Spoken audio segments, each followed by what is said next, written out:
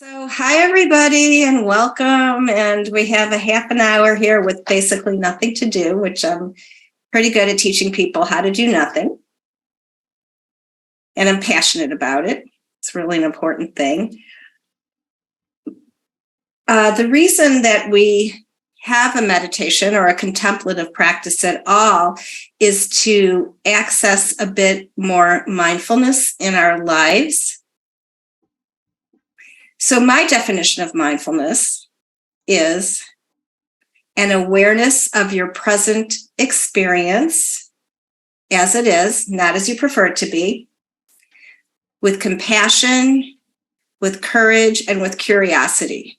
So, you hear that word a lot, mindfulness, and I invite everybody here, and some of you are quite experienced at meditation, and some of you maybe haven't ever done it before.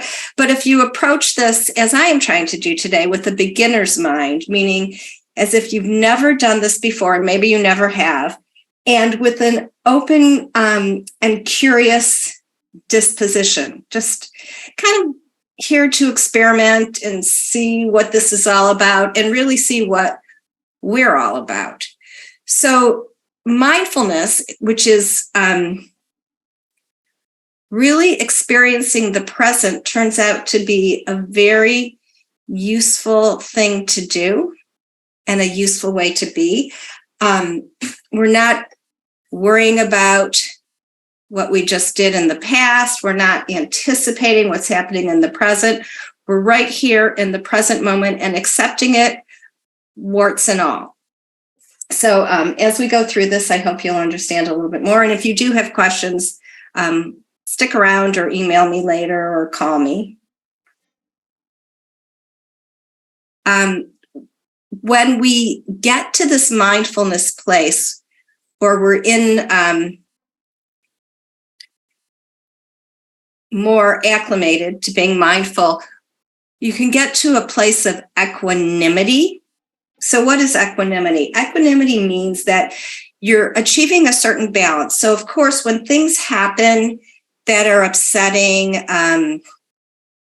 that are aggravating, frustrating, it doesn't mean that you're not going to experience those emotions, but it means you're going to be able to catch your balance a little bit quicker. So John Kabat-Zinn said, we can't stop the waves, but you can learn to surf.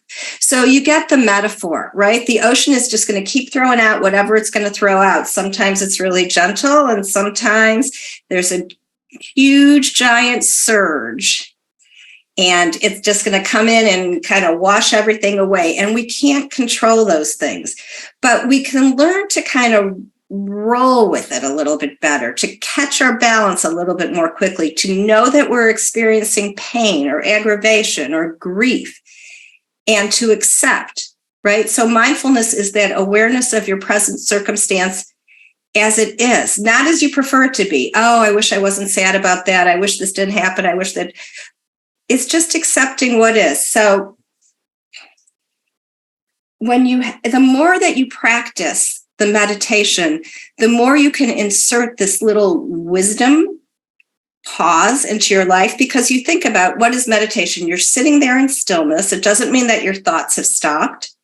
A lot of times people say, like, oh, I can't meditate. I'm too hyper. I'm too active. I just can't sit still. Right. It's really hard. It's simple, but it's difficult to sit still, and your thoughts do not stop. We're wired to constantly have thoughts. So when you're sitting in stillness, you're noticing your thoughts, you're developing a more constructive relationship with your thoughts, and you don't have to do everything that your thoughts are telling you to, and you don't even have to believe all your thoughts. So as you practice, you get a little bit more space and time, and you can notice what's happening to you. So going back to the equanimity concept, as you notice that you're being upset, you kind of notice, well, how does that feel in my body? And you can allow it to happen without trying to make it go away. And you get a little pause. I had taught a meditation class at a senior living facility, and one of the ladies came back to me the next week after the first class, and she goes, Laura, you know that thing you told me about the pause, about the equanimity, about, just being able to wait a second before you respond? Well, yesterday someone asked me to do something, and I said, I'll get back to you. Right? So that's so empowering. She just, from doing nothing, right? From having that little pause, from knowing that when someone asked her to do whatever they asked her to do, it gave her a certain feeling in her body, and she was able to stop and process it and just take a breath and then say, I need some more time. I'll get back to you. And it's just practice, this meditation practice. It's not about being good at it. It's not about stopping your thoughts. It's not about levitating. It's just really about becoming a little bit more comfortable with whatever you're uncomfortable with, whether it's a sense of anxiety, or maybe when you sit, you have a sense of serenity, and just to notice, just to keep noticing, to come back and notice again and again and again. So what we're doing today in order to practice this meditation is we're going to do 3 different exercises. We're going to do a breathing exercise. Then we're going to do a body scan, a body awareness scan. And then we're going to go right into sitting together in a fairly silent, although guided meditation. So the breath is something that's always, always with us. It's an anchor. It can be used as an anchor, meaning that it's something very neutral. It's the one aspect of your nervous system that you can control, right? You can inhale more deeply. You can breathe faster or slower. The rest of the aspects of your nervous system, your digestive system, if you're sweating or not, none of that, we can't really control that. But your breath, you can. And it's something that's fairly accessible to most people. I mean, obviously, we're all breathing. But for some people, it's easier to notice their breath than to others. So the first exercise that we're going to do, the breath exercise, is just to start to become more comfortable with your breath. It's just very simple. So I'll ask you to sit in your comfortable yet dignified position. Just take a moment to notice. Maybe you're lying down or standing up, and that's okay too. You can close your eyes if it makes it easier for you to concentrate. And notice your breath. Notice the rise and fall of your belly, the expansion of your chest, the rise and fall. Or maybe you can put a finger under a nostril and notice the whisper of air that goes in and out of your nose, comes in cool, goes out warm.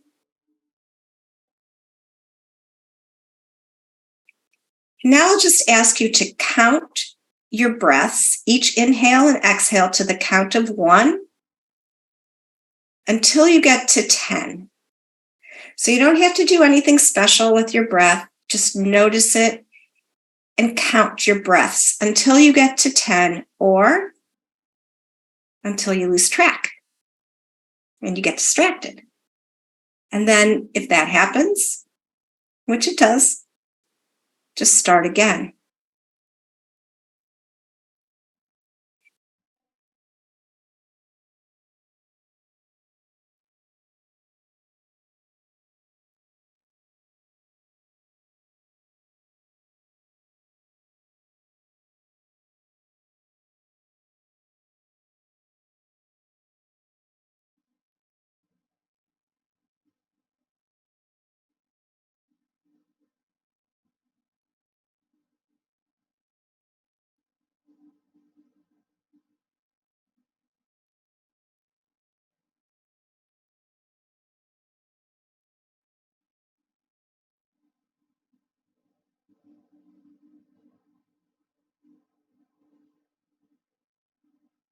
And when you get to 10, come back and open your eyes again.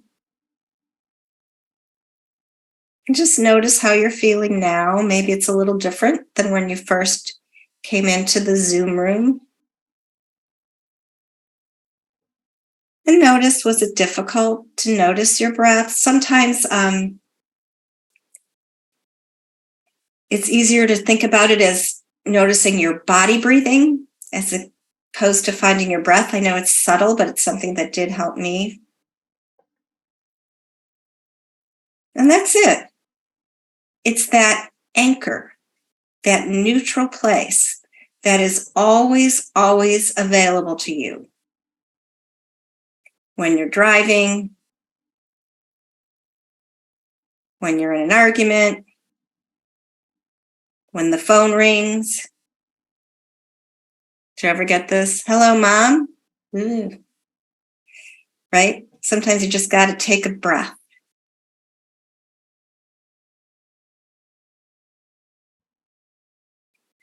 So when we sit in stillness and the meditation, you can keep coming back and focusing on that breath. So there's lots of things always going on in my head and in your head and in everybody's head.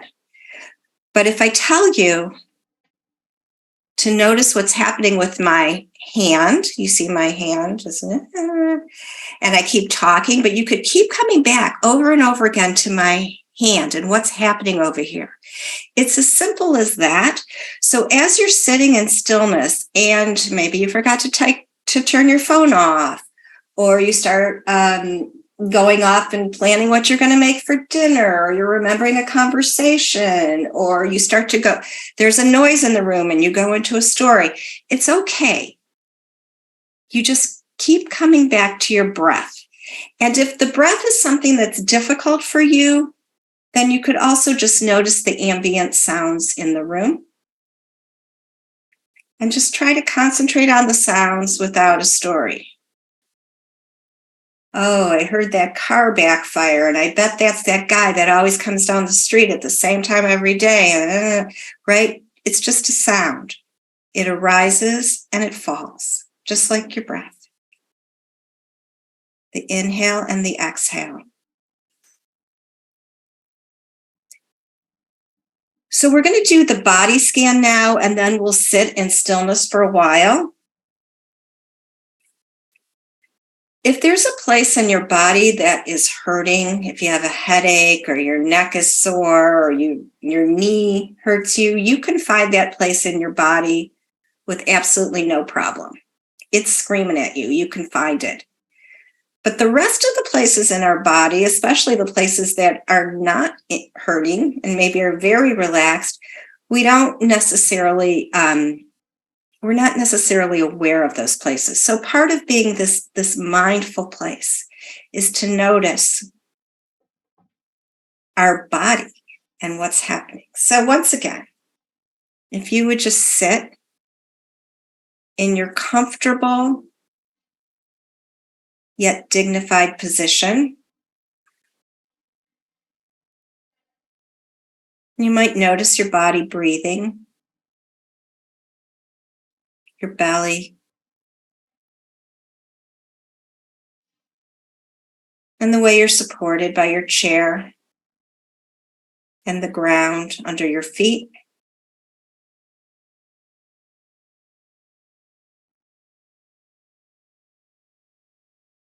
Take a moment to notice your eyes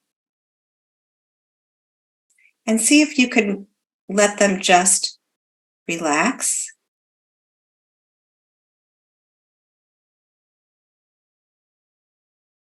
And notice your cheeks, all the tiny muscles in your cheeks. Can you allow those to relax? What about your ears? It's a tough one. Now notice your jaw. Jaw is a place where we hold a lot of stress. See if you could just let your jaw be soft and warm and relaxed. Even your tongue. Let your tongue relax. and the front of your throat and your shoulders. Allow everything that you've been carrying around all this time to just roll right off your shoulders and your biceps and your forearms and your hands. And notice the palms of your hands. You might feel some energy there. Notice the insides of your arms and your chest. Allow your entire chest cavity to become soft and warm and relaxed. You might notice your heart, that hard-working organ, miraculous organ that pumps 4,000 gallons of blood a day to all the cells in your body. Just let your heart become soft and warm and relaxed. Notice your belly. Let your belly go slack. And the tops of your legs and your knees and your shins, your feet and the bottoms of your feet. Let all four corners of the bottoms of your feet become soft and warm and relaxed. And your calves and your thighs and your seat, where you have consented to sit. So sit and be relaxed. And now notice your spine, all the vertebrae. Your spine is a perfect metaphor for everything we want in this life. It's strong enough to hold you erect, supple enough to let you be flexible and bend. Notice the back of your neck, all those kinks and strong little muscles that work so hard. Just let them relax. Let the back of your skull relax, and let the top of your skull relax. And even your brain that has so many thoughts in it all the time, it continues to work all the time. But let your brain be soft and warm and relaxed. And now we're going to sit together for about 10 minutes in stillness. And just notice what you feel like.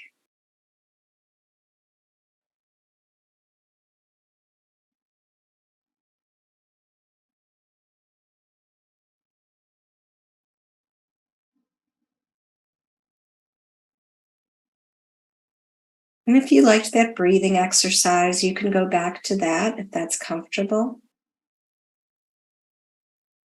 Or just notice your breath or the ambient sounds in the room.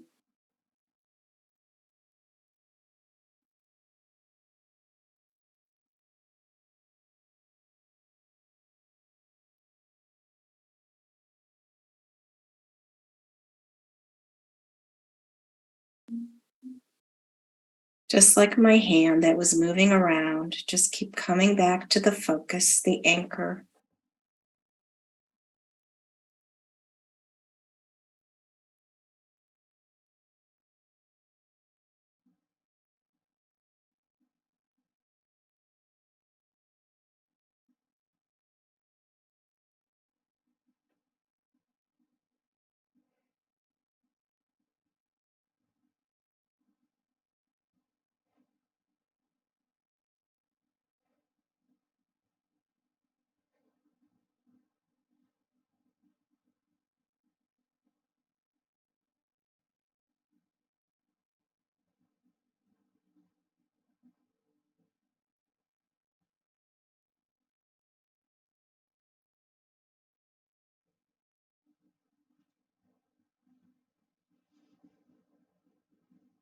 And what do you notice?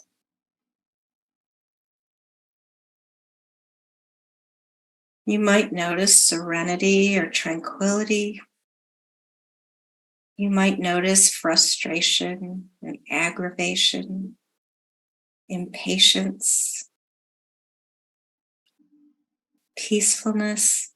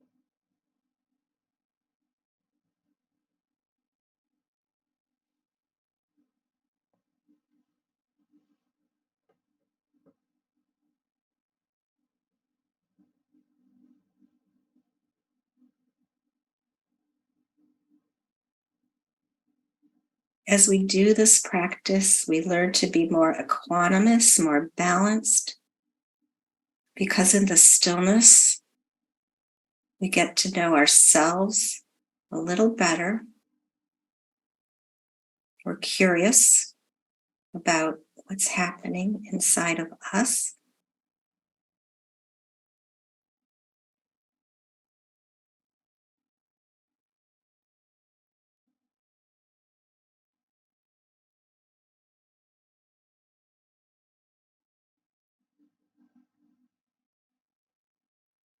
Become more aware of what's happening in us, in the present.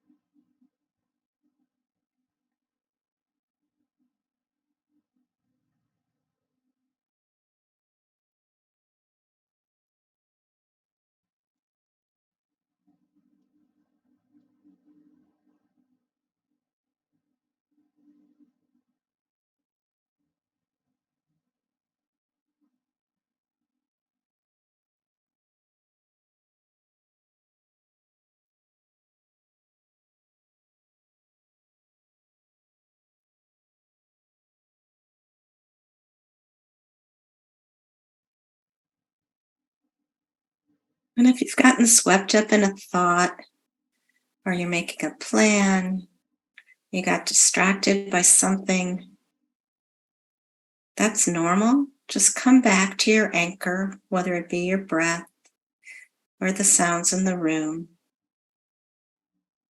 And that is the meditation, that awareness of the distraction and the coming back and starting again.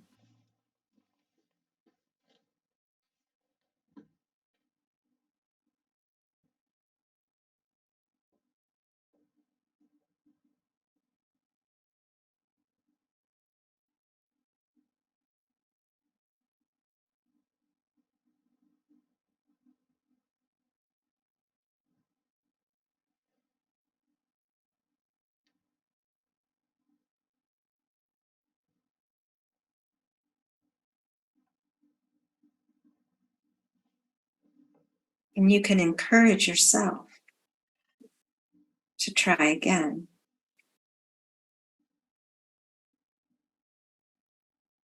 I like to say, that's okay. You're going to get it. I believe in you. Treat yourself like you would treat your best friend. You're going to get it. I believe in you.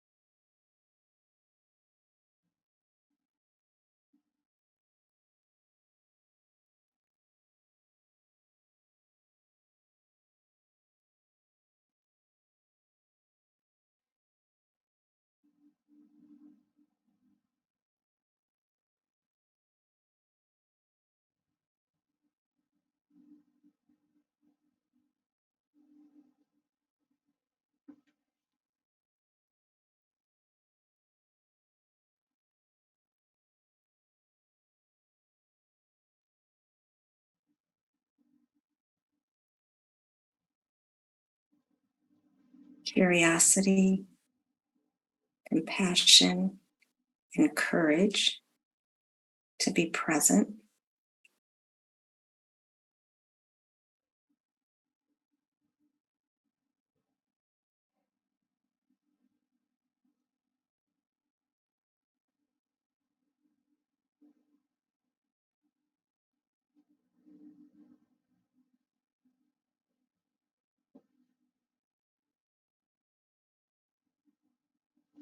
Now, for this last minute, just stop trying.